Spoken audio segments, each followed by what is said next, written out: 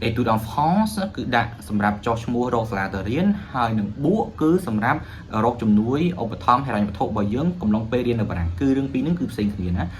ជំរាបសួរបងប្អូនអ្នកគ្នាសូមស្វាគមន៍មកកាន់វីដេអូថ្មីចឹងនៅក្នុងវីដេអូនេះដែរខ្ញុំនឹងចែកម្លែកបទពិសោធន៍របស់ខ្ញុំផ្ទាល់ទាក់ទងជាមួយនឹងការដាក់អាហារូបករណ៍ BEF ឬក៏ XBGF ដែលជាអាហារូបករណ៍រដ្ឋាភិបាលបារាំងដែលផ្ដល់ដោយស្ថានទូតបារាំងនៅប្រទេសកម្ពុជាចឹងជាដំបូងខ្ញុំសូមអបអរសាទរចំពោះខ្លួនឯងដែលបានប្រឡងជាប់អាហារូបករណ៍មួយនេះនិងអបអរសាទរទៅអ្នកជាប់ផ្សេងទាំងអស់ទៀតបងផ្សេងទាំងអស់ទៀតដែលបានជាប់អាហារូបករណ៍នេះទាំងអស់គ្នាដែលពួកយើងនឹងត្រូវបន្តការសិក្សារបស់យើងនៅប្រទេសបារាំងនៅក្នុងឆ្នាំសិក្សា2025-2026ខាងមុខនេះចឹងកុំឲ្យខាត់ពេលយូរខ្ញុំនឹងចែកម្លែកបទពិសោធន៍របស់ខ្ញុំផ្ទាល់ហើយបញ្ជាក់ថាមិនមែនខ្ញុំជាអ្នកជំនាញទេគ្រាន់តែស្អីដែលខ្ញុំបានឆ្លងកាត់ហើយខ្ញុំនឹងព្យាយាមនិយាយអីដែលខ្ញុំដឹងហើយបើសិនជាបងសិស្សបងដែលរៀននៅបារាំងក៏ដោយឬក៏អ្នកដែលស្គាល់បានមើលវីដេអូនេះជាដើមឃើញហើយគិតថាមានអីពេញបន្ថែមជួយពេញបន្ថែមផងដើម្បីឲ្យវីដេអូនេះអាចមានប្រយោជន៍សម្រាប់ដល់អ្នកផ្សេងទៀតឬក៏អ្នកដែលត្រូវដាក់អាហារូបករណ៍ឆ្នាំក្រោយៗហ្នឹងទៅបន្តការសិក្សានៅប្រទេសបារាំងចឹងដំបូងយើងត្រូវដឹងថាអាហារូបករណ៍បារាំងនេះគឺគេផ្ដល់ឲ្យទាំងស្រុងទាក់ទងជាមួយនឹងសម្បត្តិយន្តហោះទៅវិញទៅមកហើយនឹងថវិកាសម្រាប់ចាយវាយហើយនឹង insurance ហើយយើងមានកាតជា attestation book de boursier ហ្នឹងមានន័យថាកាតបញ្ជាក់ថាយើងជានិស្សិតអាហារូបករណ៍ដែលមានការបញ្ចុះតម្លៃទាក់ទងជាមួយនឹងមធ្យោបាយធ្វើដំណើរឬក៏អាហារហូបចុកមួយចំនួននៅតាមកង់ទីនរបស់សាលាជាដើមអញ្ចឹងអាហ្នឹងទាក់ទងជាមួយនឹងគុណប្រយោជន៍ដែលយើងទទួលបានពីអាហារូបករណ៍នេះដែរណាហើយអ្វីដែលលម្អិតទៀតនេះយើងអាចអានដោយខ្លួនឯងបាននៅក្នុងការបញ្យល់ពីអាហារូបករណ៍របស់រដ្ឋាភិបាលបារាំងផ្ទាល់អញ្ចឹងកុំឲ្យខាត់ពេលយូរខ្ញុំចូលទៅលើអត្ថន័យនីមួយៗដែលបងប្អូនត្រូវដឹងថាតើយើងគួរធ្វើម៉េចដើម្បីដាក់អាហារូបករណ៍បារាំងហ្នឹងអញ្ចឹងដើម្បីងាយស្រួលនៅក្នុងការយល់អំពីវីដេអូនេះខ្ញុំបែងចែកការនិយាយរបស់ខ្ញុំហ្នឹងពីមុនពេលដាក់និងកំឡុងពេលដាក់អញ្ចឹងបងប្អូនអាចតាមដានត្រង់ចំណុចណាបើបងប្អូនយល់មុនពេលដាក់ឬក៏កំឡុងពេលដាក់អញ្ចឹងយើងចាប់ដើមតែម្ដងទាក់ទងជាមួយនឹងមុនពេលដាក់អាហារូបករណ៍អញ្ចឹងចំពោះការមុនដាក់អាហារូបករណ៍នេះជាបទពិសោធន៍ផ្ទាល់ខ្ញុំគិតថារឿងទី1ដែលបងប្អូនត្រូវធ្វើគឺទាក់ទងជាមួយនឹងការពង្រឹងផ្នែកភាសាអញ្ចឹងមិនថាភាសាបារាំងឬក៏ភាសាអង់គ្លេសទេអញ្ចឹងមិនមែនថាយើងទៅប្រទេសបារាំងយើងរៀនបានភាសាបារាំងទេបងប្អូនក៏អាចទៅរៀនជាភាសាអង់គ្លេសបានដែរប៉ុន្តែយើងត្រូវមានសញ្ញាបត្រ IELTS ហើយបើសិនជាអ្នករៀនទៅរៀនបារាំងត្រូវមាន B2 យ៉ាងទៀត B2 ឬក៏ C1 អញ្ចឹងទៅកាន់តែល្អអញ្ចឹងចំណុចទី1គឺយើងត្រូវប្រឹងគឺតើតងជាមួយនឹងកម្រិតភាសាទី2អីដែលខ្ញុំគិតថាវាល្អដែលយើងគួរតែមាននោះតើតងជាមួយនឹងactivity extrascolaire ខ្មែរយើងហៅថាសកម្មភាពក្រៅថ្នាក់គឺសកម្មភាពក្រៅថ្នាក់នេះវាជាអីមួយដែលអាចឲ្យយើងទៅនិយាយជាមួយនឹងស៊ូរីគណៈកម្មការកំឡុងពេលប្រឡងនឹងបានដែរកំឡុងពេលសិក្សាហ្នឹងណាអញ្ចឹងសកម្មភាពក្រៅថ្នាក់មិនថាយើងចូលធ្វើការងារ volunteer ធ្វើការងារ part time ធ្វើការងារស្ម័គ្រចិត្តធ្វើការងារបោះសាលាអីជាដើមការងារណាក៏ដោយឲ្យតែតកតងជាមួយនឹងសកម្មភាពក្រៅថ្នាក់ហើយវាមើលទៅវាស៊ីប្រតិកលាគ្នាជាមួយនឹង formation ឬក៏ការរៀនសូត្ររបស់យើងហ្នឹងដើម្បីអាចឲ្យគេសន្មតថាយើងជាហៅថានិស្សិតម្នាក់ឬក៏បេក្ខភាពមួយរូបដែលចង់ចេះចង់ដឹងចំណុចទី3ដែលបងប្អូនត្រូវដឹងនោះតកតងជាមួយនឹងការរកសាលារៀនហើយនឹងស្វែងយល់អំពីកម្មវិធីសិក្សារបស់ខ្លួនឯងផ្ទាល់អញ្ចឹងអត់មានណាគេក្រៅពីយើងទេគឺយើងខ្លួនឯងផ្ទាល់ថាតើយើងចង់ទៅរៀនអីពិតប្រាកដយើងចង់ទៅរៀនច្បាប់យើងចង់ទៅរៀនផ្នែកខាងវិស្វករយើងចង់ទៅរៀនផ្នែកខាងបង្រៀនយើងទៅចង់ទៅរៀនផ្នែកខាងកសិកម្មអីគឺខ្លួនឯងផ្ទាល់គឺខ្លួនឯងថាតើចង់ទៅរៀនអីគេហើយចង់ស្រាវជ្រាវអីឲ្យពិតប្រាកដព្រោះអីបើសិនជាយើងអត់ដឹងថាយើងចង់ទៅរៀនអីឬពិតប្រាកដទេវាពិបាកបន្តិចក្នុងការមានឱកាសទទួលអាហារូបករណ៍ព្រោះយើងអាចនឹងចំណាយពេលយូរអញ្ចឹងយ៉ាងហោចណាស់គឺយើងត្រូវដឹងថាតើខ្ញុំចង់ទៅរៀនជំនាញនេះចង់ស្រាវជ្រាវពីនេះចង់ស្វែងយល់ពីនេះហើយបន្ទាប់ពីយើងដឹងអញ្ចឹងហើយអាហ្នឹងឯងគឺជាគន្លឹះយ៉ាងសំខាន់ដែលអាចឲ្យយើងរកសាកលវិទ្យាល័យបានពីព្រោះសាកលវិទ្យាល័យនីមួយៗមានជំនាញខុសៗគ្នាអញ្ចឹងអ្នកសាកលវិទ្យាល័យផ្នែកច្បាប់ហ្នឹងទៅគេទៅសាលាផ្សេងអ្នកផ្នែកខាងភាសាទៅសាលាផ្សេងអ្នកផ្នែកខាងសេដ្ឋកិច្ចគេទៅសាលាផ្សេងអញ្ចឹងអាហ្នឹងគេហៅថា mot clé ពាក្យគន្លឹះដែលអាចឲ្យយើងដឹងថាយើងទៅរកសាកលណាដែលវាស៊ីជាមួយនឹង formation ដែលគេហៅថាវគ្គបណ្ដុះបណ្ដាលឬក៏ការរៀនរបស់យើងថ្នាក់ master របស់យើងនឹងបានជាស្ដែងការស្វែងរកសាលានេះមិនមែនជារឿងងាយស្រួលទេប៉ុន្តែយើងរៀនមើលទៅហើយយើងព្យាយាមស្វែងយល់លើខ្លួនឯងបន្ថែមទៀតហើយកុំភ្លេចមើល criteria ផងអញ្ចឹងចំណុចសំខាន់ដែលយើងត្រូវដឹងព ពេលស្វែងរកសាកលវិទ្យាល័យមួយគឺយើងត្រូវមើល criteria ឬក៏យើងហៅថាលក្ខខណ្ឌដែលសាកលវិទ្យាល័យទទួលបេក្ខជនចូលរៀនអញ្ចឹងបើយើងខុស criteria គេគឺគេអត់ទទួលយើងចូលរៀនទេហើយអត់យើងទទួលយើងចូលរៀននេះគឺចប់ហើយហ្នឹងគឺយើងព្យាយាមមើលទៅសាកលវិទ្យាល័យមួយយើងចូលមើលទៅ formation មិនអីមិនហើយ criteria គេត្រូវការអីជាដើមទៀតទៅអាហ្នឹងខ្ញុំគិតថាចប់ហើយតើតងជាមួយនឹងមុននឹងពេលដាក់អញ្ចឹងកំឡុងពេលដាក់វិញអញ្ចឹងកំឡុងពេលដាក់ជាទូទៅអាហារូបករណ៍ BEF ហ្នឹងគឺចាប់ផ្ដើមនៅចុងខែ12ជាទូទៅហើយកំឡុងពេលហ្នឹងដែរគឺខាង Computer France គឺតែងតែមានការធ្វើបទបង្ហាញស្ដីតាក់ទងស្ដីអំពីការ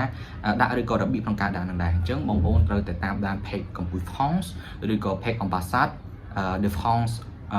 នៅប្រទេសកម្ពុជាយើងផ្ទាល់ហ្នឹងអញ្ចឹងដើម្បីយើងដឹងថាព័ត៌មានគេប្រកាសឬហើយអញ្ចឹងយើងព្យាយាមតាមមើលតើគេមានធ្វើបទបង្ហាញនៅណាជាទូទៅគឺតែគេតែងធ្វើបទបង្ហាញនៅសាលាមួយចំនួនមានដូចជាសាលារចនាសាលារូលសាលាភូមិន្ទភ្នំពេញសាលាក្រហមជាដើមអញ្ចឹងយើងអាចចូលទៅហើយដើម្បីយើងអាចសួរអ្នកទទួលបន្ទុកផ្នែកខាង Computer France នឹងតែម្ដងទាក់ទងជាមួយនឹងបញ្ហារបស់យើងឬក៏យើងស្វែងយល់អំពីការដាក់ហើយនឹងជាពិសេសបំផុតនោះគឺយើងដើម្បីឲ្យយើងដឹងថាតើគេដាក់ពាក្យពីថ្ងៃណាដល់ថ្ងៃណាចប់ពីថ្ងៃណាដល់ថ្ងៃណាបើមិនចឹងទេយើងខុសគេហៅថា data របស់គេខុសកាលបច្ចុប្បន្នគេគឺការដាក់របស់យើងគឺស្មើនឹងអត់ន័យអញ្ចឹងកំឡុងពេលដាក់នេះដែរគឺយើងត្រូវដឹងថា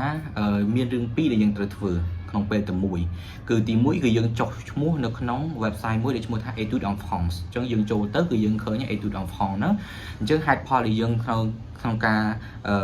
បង្កើត website មួយចុះឈ្មោះក្នុង website Etudes en France ហ្នឹងគឺក្នុងគោលបំណងដើម្បីរកសាលារៀនពីព្រោះអីពេលយើងរកសាលារៀនគឺយើងអត់រកសាលារៀនតែផ្ទាល់ដោយខ្លួនឯងទេអញ្ចឹងខុសគ្នាមិនជាមួយនឹងរកសាលារៀនមុននឹងពេលចាប់ដើមការដាក់គឺមានថាពេលមុនហ្នឹងយើងគាត់តែរកឲ្យដឹងទេថាយើងចង់យកសាលាណាអញ្ចឹងដើម្បីយកសាលាណាពិតប្រាកដគឺយើងត្រូវចូលក្នុង Etudes en France ហ្នឹងយើងបង្កើតទៅបំពេញព័ត៌មានដែលគេចង់បានអញ្ចឹងទៅអញ្ចឹង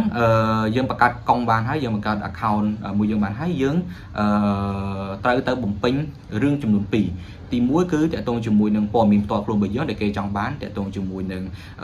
ឯកសាររូបថត CV letter motivation អីជាដើមឬក៏កម្រិតភាសាអីជាដើមយើងដាក់ចូលឲ្យអស់ឲ្យគេហើយរឿងទី2ដែលយើងត្រូវធ្វើហ្នឹងគឺយើងរើសសាលាហ្នឹងឯងរើសសាលាហ្នឹងគឺមានន័យថានៅក្នុងសិស្សម្នាក់ថ្នាក់ master ហ្នឹងគឺយកសាលាបាន3អញ្ចឹងយើងចូលទៅបើសិនជាយើងមាន clue ស្រាប់ហើយថាតើយើងទៅរៀនសាលាណាយើងក៏ចូលទៅថាយើងរៀនសាលាណាសាលាហ្នឹងហើយselectជំនាញហ្នឹងមកដាក់នៅក្នុងនឹងមកជាការស្រេចហើយអញ្ចឹងវាចំណេញពេលបើសិនជាយើងអត់ស្គាល់សាលាសុទ្ធហ្មងយើងចូលទៅរៀងចំណាយពេលយូរបន្តិចអញ្ចឹងពេលយើងធ្វើប៉ុណ្្នឹងចប់ហើយប៉ុន្តែយើងមិនស្រួលណាវាចំណាយពេលយូរបន្តិចនៅក្នុងការ process មួយការងារមួយនឹងតែខ្ញុំនិយាយកាត់ថាយើងធ្វើរឿងតែប៉ុណ្្នឹងឯងនៅក្នុង Etudes en France អញ្ចឹងបន្ទាប់ពីយើងសម្រេចចិត្តហើយអីហើយអាហ្នឹងចាប់ទាក់ទងជាមួយនឹង Etudes en France ទុកមកកដុកហ្នឹងយើងចាំតែសាលាគេទទួលយើងឯងពេលយើងដាក់ថាយើងផ្ញើទៅថាយើងទៅរៀនសាលាហ្នឹងហើយយើងចាំផលិតផលឯថាសាលាហ្នឹងទទួលនៅពេលណាអញ្ចឹងយើងបកមកទាក់ទងជាមួយនឹង process ក្នុងការបួកអញ្ចឹងបញ្ជាក់ម្ដងទៀត Etudes en France គឺដាក់សម្រាប់ចុះឈ្មោះរកសាលាទៅរៀនហើយនឹងបួកគឺសម្រាប់រកជំនួយឧបត្ថម្ភហិរញ្ញវត្ថុរបស់យើងកំឡុងពេលរៀននៅបារាំងគឺរឿងពីរហ្នឹងគឺផ្សេងគ្នាណាអញ្ចឹង Etudes en France គឺចប់ហើយឥឡូវចូល process ក្នុងការដាក់បួកម្ដងអញ្ចឹង process ក្នុងការដាក់បួកអត់មានអីច្រើនទេទី1អ្វីសំខាន់គឺយើងទាញ form យើងយក form មកយើងបំពេញ form ទៅឈ្មោះអីហើយនឹងបំពេញសាលាហ្នឹងបញ្ជាក់ថាសាលា3ដែលយើងរើសក្នុង Etudes en France មិញយើងយកអា3ហ្នឹងមកសរសេរនៅក្នុងกระดาษរបស់យើងឯងឯកសាររបស់យើងឯងទី1ទី2ទី3អញ្ចឹងបញ្ជាក់ថាឲ្យច្បាស់ថាសាលាទី1ហ្នឹងគឺជាសាលារៀនចង់ទៅជាងគេពីព្រោះអីកំឡុងពេលសភានោះគឺ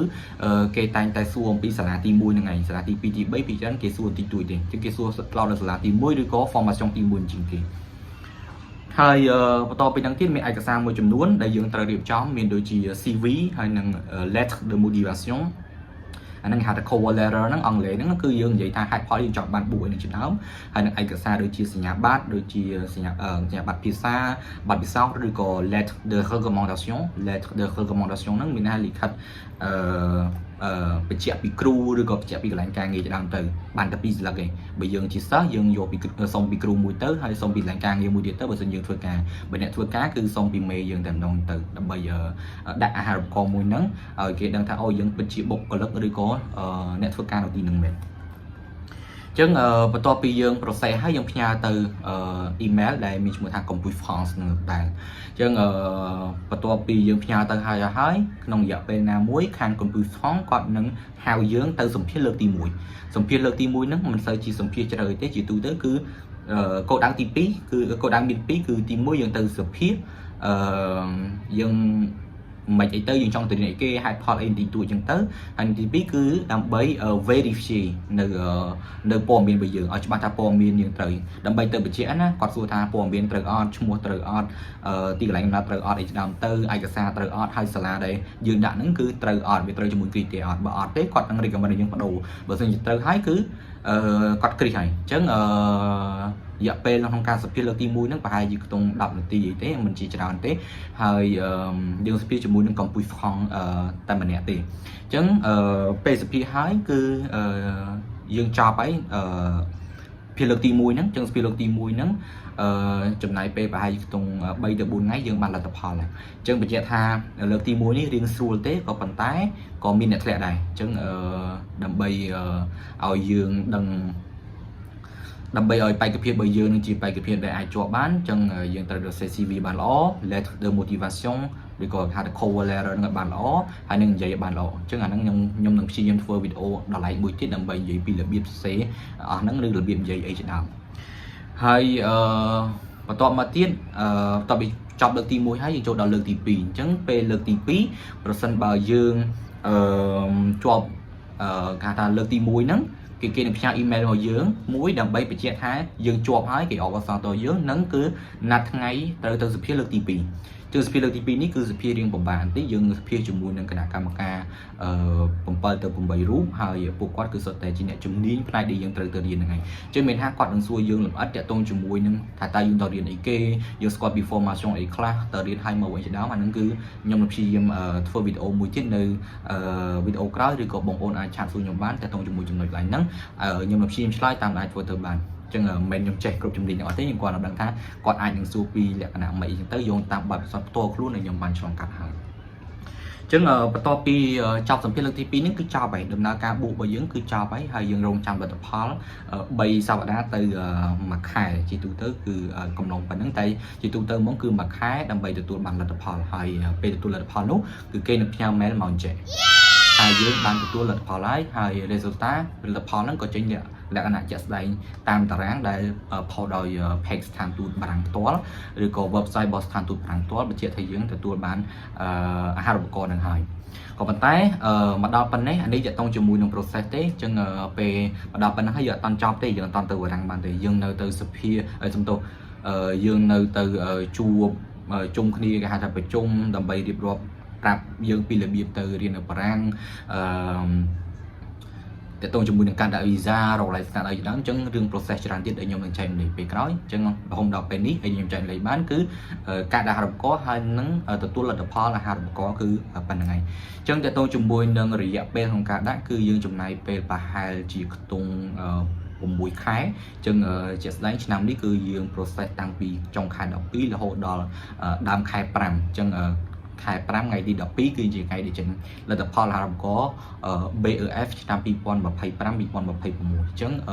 វាប្រហែលជាខ្ទង់5ខែជាង6ខែហ្នឹងឯងអញ្ចឹងវារៀងយូរដែរណាខ្ញុំសាមរយខ្ញុំនិយាយទូប៉ុន្តែយើងចំណាយពេលយូរអញ្ចឹងសរុបមកវីដេអូរបស់ខ្ញុំគឺមានតែប៉ុណ្្នឹងឯងហើយបើសិនជាតាមយោបល់របស់ខ្ញុំឬក៏បទពិសោធន៍របស់ខ្ញុំ recommend ឲ្យបងប្អូនព្យាយាមស្គាល់ខ្លួនឯងច្បាស់តែយើងទៅរៀនពីគេហើយព្យាយាមពង្រឹងសមត្ថភាពហើយរៀនវឹកហាត់និយាយវាជាប្រចាំព្រោះណាពេលយើងនិយាយវាជាប្រចាំពេលយើងទៅសភាមួយកម្ពុជាខំលើកទី1ក៏ដោយស្ពីជាមួយគណៈកម្មការលើកទី2ក៏ដោយគឺយើងមានអត្ថភាពឬក៏យើង smooth ជាមួយនឹងការនិយាយហ្នឹងហើយបញ្ជាក់ថាការសភានឹងអាស្រ័យទៅលើជំនាញដែលបងប្អូនទៅរៀនថាបងប្អូនទៅរៀនភាសាអីបើបងប្អូនទៅរៀនជាភាសាអង់គ្លេសគេនឹងសភាជាភាសាអង់គ្លេសបើសិនជាយើងទៅរៀនជាបារាំងគេនឹងសភាជាភាសាបារាំងខ្ញុំសភាជាបារាំងដោយសារខ្ញុំត្រូវទៅរៀនជាភាសាបារាំងហើយជាចុងក្រោយនៃវីដេអូនេះដែរខ្ញុំក៏សូមថ្លែងអំណរគុណទៅកាន់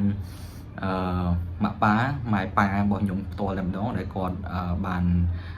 ចំបីបាច់របស់ខ្ញុំមករហូតដល់ធំហើយ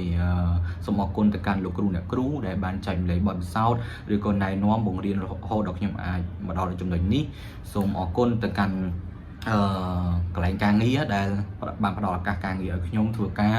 រយៈពេលកន្លងមកហើយក៏ជាឱកាសសូមថ្លែងអំណរគុណទៅកាន់ស្ថានទូតបារាំងនិងខាងកម្ពុជាផងដែរសម្រាប់កម្ពុជាសម្រាប់ដំណាក់កាលនៃការដាក់នឹងជួយឆ្លើយសំណួរចង្អុលទាំងឡាយដែលខ្ញុំបានមានហើយនឹងសូមអរគុណទៅកាន់ស្ថានទូតបារាំងដែលបានផ្ដល់អាហារូបករណ៍នេះឲ្យនិស្សិតកម្ពុជាដើម្បីបន្តការសិក្សាទៅថ្នាក់ឧត្តមសិក្សានៅប្រទេសបារាំងហើយជាពិសេសទៀតសូមសុតឲ្យទៅបងមានអរគុណច្រើនមែនទែនដែលបងបានជួយខ្ញុំច្រើនព្រោះខ្ញុំមានបញ្ហាសួរគាត់រហូតហើយបច្ចុប្បន្ននេះគាត់ជានិស្សិតនៅ University de Montpellier ហើយសូមអរគុណទៅកាន់មនុស្សជាទីស្រឡាញ់ទាំងអស់ដែលតែងតែនៅក្បែរលើកទឹកចិត្តហើយជាពិសេស Marjorie ដែលតែងតែនៅក្បែរជាប្រចាំលើកទឹកចិត្តតែម្ដងហើយចុងក្រោយសូមអរគុណចំពោះខ្លួនឯងដែលបានតស៊ូដាក់ហ្នឹងហើយទោះបីជាចង់បោះបង់ខ្លះក៏ដោយក៏បានអត់បោះបង់ដែរព្យាយាមរហូតដល់ទឹកចុងក្រោយហើយ yeah congratulations អរគុណច្រើនបងប្អូនសម្រាប់ការតាមដានវីដេអូនេះហើយសង្ឃឹមថាវីដេអូនេះនឹងជាចំណែកមួយជួយដល់បងប្អូនក្នុងការដាក់អាហារូបករណ៍ទៅរៀននៅប្រទេសបារាំងហើយសង្ឃឹមថាយើងនឹងបានជួបគ្នានៅទីនោះហើយបើសិនជាបងប្អូនមានចម្ងល់អីអាចសួរខ្ញុំនៅក្នុង comment ហ្នឹងឬក៏ Telegram មកសួរខ្ញុំផ្ទាល់ក៏បានដែរខ្ញុំព្យាយាមប្រាប់អស់សមត្ថភាពទៅតាមបទពិសោធន៍របស់ខ្ញុំដែលខ្ញុំដឹងឬសមត្ថភាពដែលខ្ញុំមានសូមអរគុណច្រើនជួបគ្នានៅវីដេអូក្រោយបាយបាយ